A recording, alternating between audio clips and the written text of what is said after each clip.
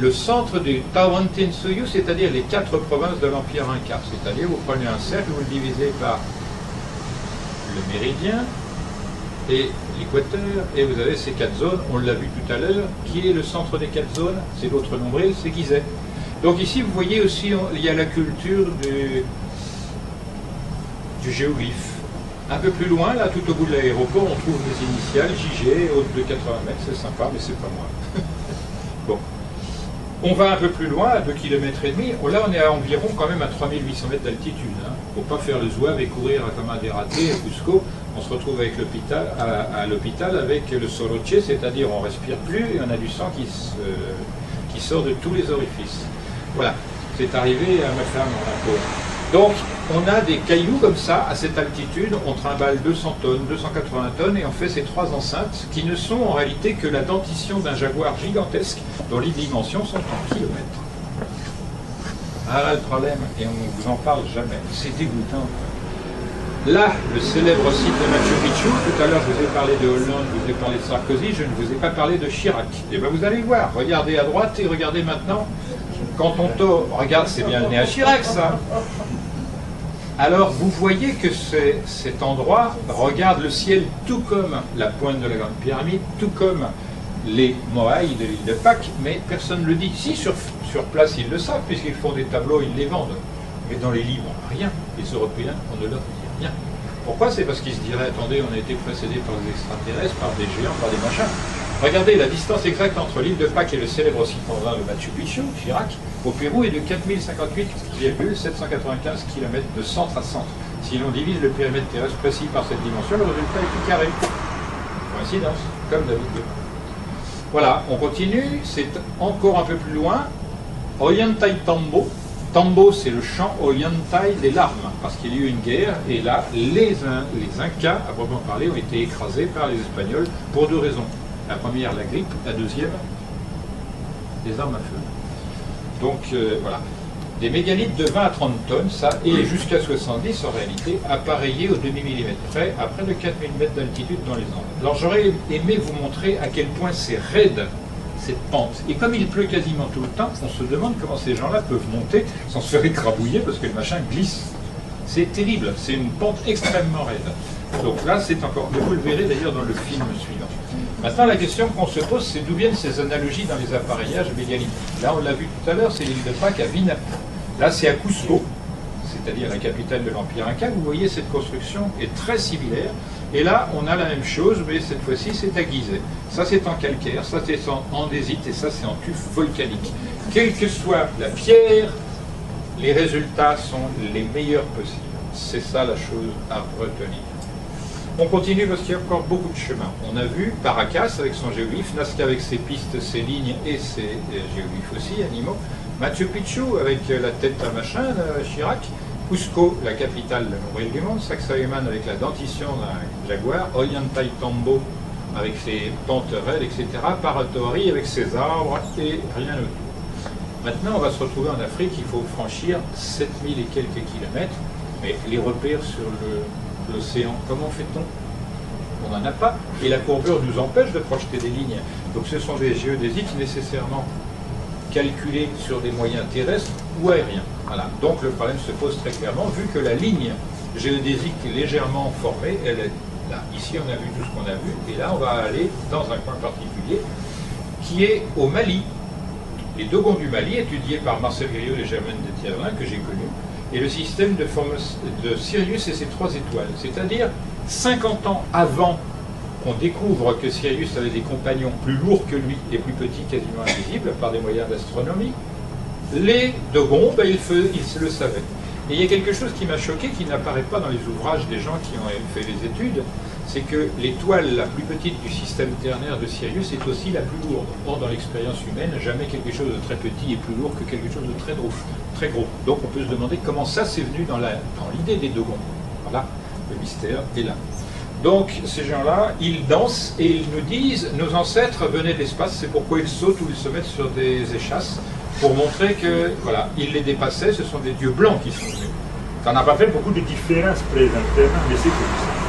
Voilà, on continue et on trouve en Algérie du Sud-Est, dans la région, là on est un peu, comment dirais, on devrait être ici, là, les grottes de Tassili Nadir. Et là, on trouve, voilà, ils ont appelé ça, Henri Lawton, il a appelé ça le grand dieu martien.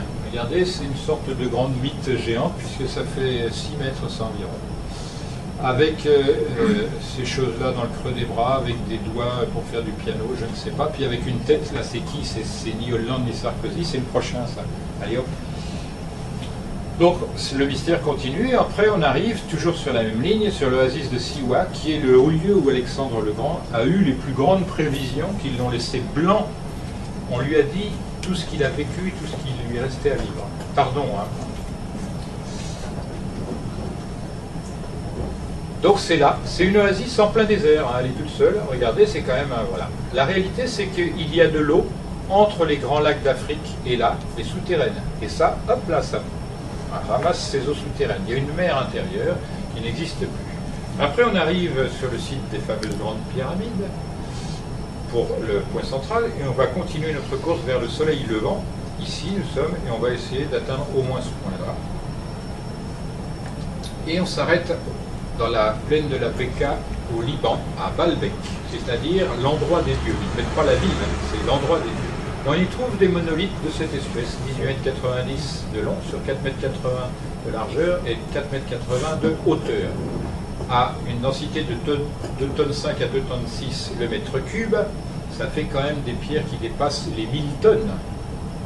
Tranquille. Alors on peut se poser la question, ce côté-là, on va le tailler, le dessus aussi, l'autre côté, le bout aussi, mais en dessous, comment on fait sans se faire écrabouiller, hein? Et comment on fait pour transporter ça? Et pourquoi faire des trucs pareils, des géants pareils?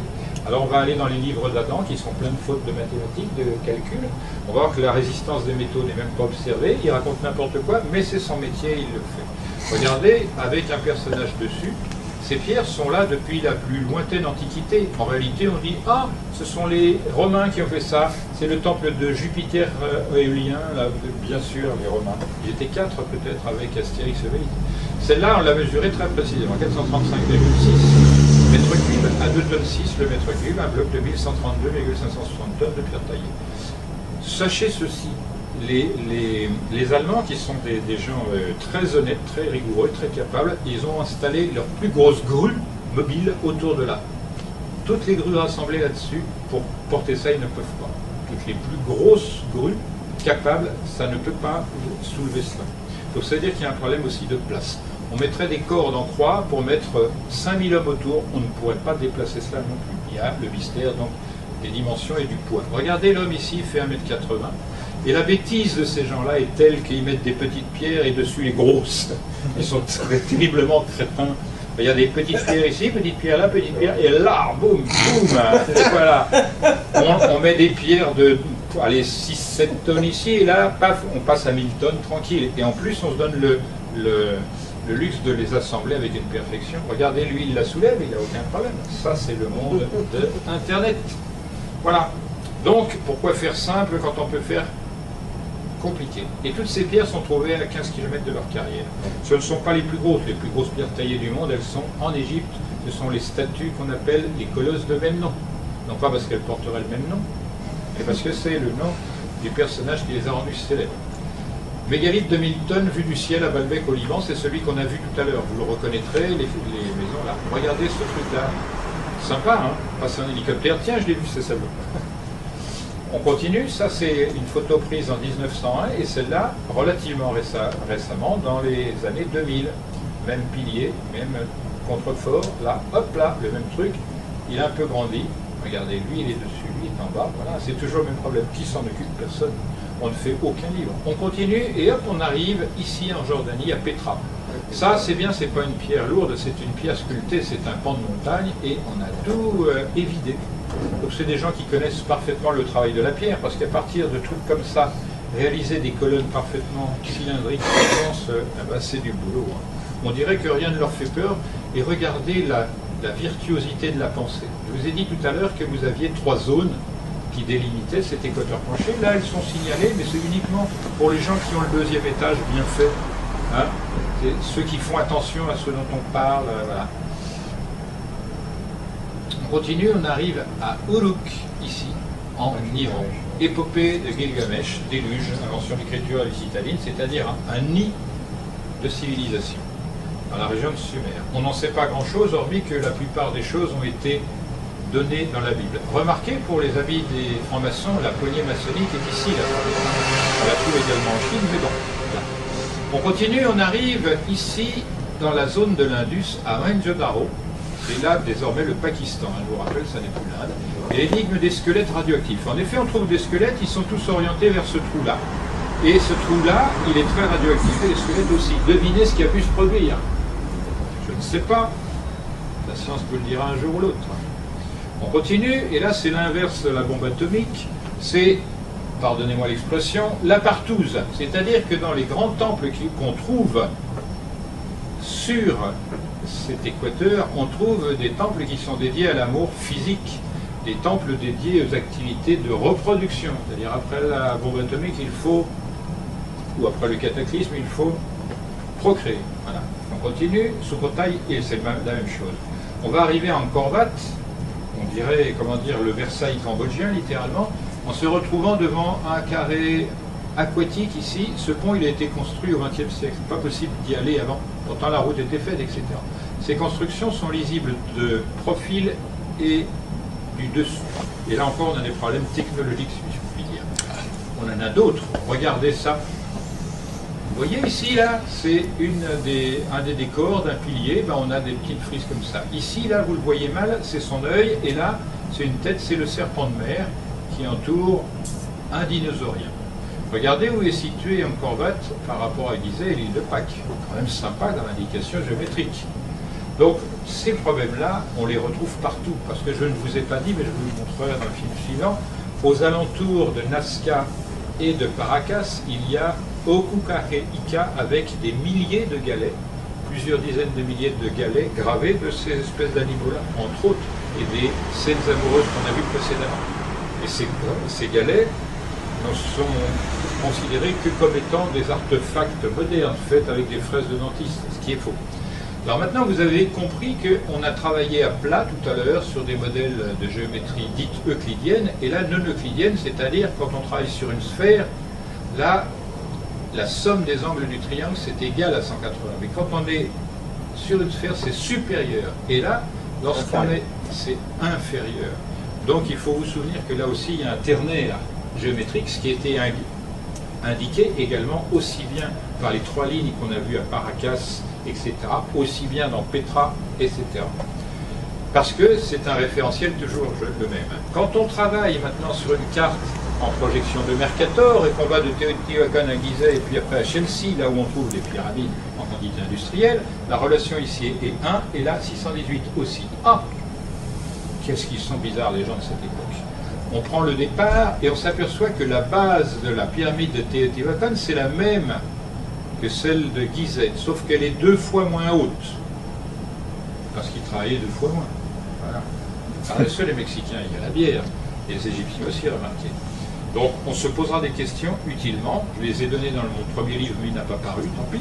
Voilà. Et quand on fait le travail dont on a tout à l'heure indiqué que ici ça fait 12 345 km, la même chose pour cette ligne-là, et au milieu nous avons les pyramides du Honduras, du Guatemala, etc., de la zone de Mésoamérique ici.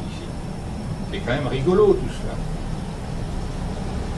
Et on va terminer par ces pyramides chinoises qui sont plusieurs centaines et dont la plus grande, invraisemblable, 750 mètres sur 675 de base et 300 de hauteur.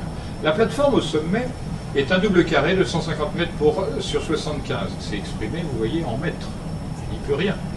Ça veut dire que 150 mètres plus 300 mètres de part et d'autre, ça fait 750 mètres, et 75 plus 300 mètres de part et d'autre, ça fait 675. Donc c'est 300 mètres aux alentours de ça. 75 x 2, 150 x 2 x 3, x 300. Voilà, donc c'est l'opération que j'ai montrée tout à l'heure, avec ce triangle qui change de dimension. Et là, c'est militarisé maintenant, on ne peut plus y aller. Nous avons eu les seules images autorisées à l'époque, donc on a des quantités. Alors regardez ça, moi, idiot de nature, je me pose la question, regardez ça, ce paquet de terre, il vient d'où? Puisqu'il y a des creux nulle part aux alentours. Ils font venir la terre d'où? Du ciel? Il n'y a aucun creux autour. Alors ça veut dire que des types, ils se permettraient d'avoir le luxe de mettre des paniers, ici, ils creusent un tout petit peu de terre, ils s'en vont, ils creusent un petit peu de terre, et hop, ils font le voyage où ils passent le panier jusqu'à faire un truc pareil. Mais comme il y en a plusieurs centaines, on se dit, mais c'est des malades, ils passent leur temps à faire des pyramides au lieu d'aller traire les vaches et cultiver les champs. Ils n'ont que ça à faire. Des trucs comme ça, ça n'est pas de la pierre taillée en revanche, c'est de la glaise tassée. Voilà. C'est-à-dire vous mettez une hauteur de boue, d'adobe de 1 mètre, vous tassez, il en reste 60 cm. Vous recommencez le lendemain et ainsi de suite jusqu'à faire des trucs comme ça. C'est des malades. Voilà. Et quand vous regardez par le ciel, vous avez la pyramide de Khéops, de Khafre, de Mykérinos, et puis là, de machin, de trucs et de bidules. Mais le plan est à peu près le même. Regardez, hop, là, l'angle ici est le même. On va vous dire que ça représente la ceinture du baudrier d'Orion dans les étoiles. Je veux bien, mais ça fait quand même beaucoup de choses à la fois. Et là, on a les mêmes choses. Ici, nous avons le Nil, et là, nous avons un fleuve chinois que je vous laisse chercher sur Google, parce que c'est quand même bien. On revoit ça, et une géodésique, ça vous avait paru tout à l'heure être un cercle autour de la Terre, mais quand on fait une projection de Mercator, ce cercle devient une sinusoïde. Et on voit que pour avoir des repères aussi précis en dimension et en angle, il faut vraiment s'y connaître en géographie, en maths, en géométrie, et éventuellement voler. Oups là. Voilà. Donc le hasard ou une loi de développement inconnue, c'est la bonne question. Regardez les proportions, on les a vues tout à l'heure. Ça, ça, ça, etc. Angkor Wat, Nazca égale Mohenjo-Daro et de Pâques. En d'autres termes, Angkor Wat est aux antipodes de Nazca et de Pâques aux antipodes de... C'est le hasard, évidemment. Et c'est au kilomètre près.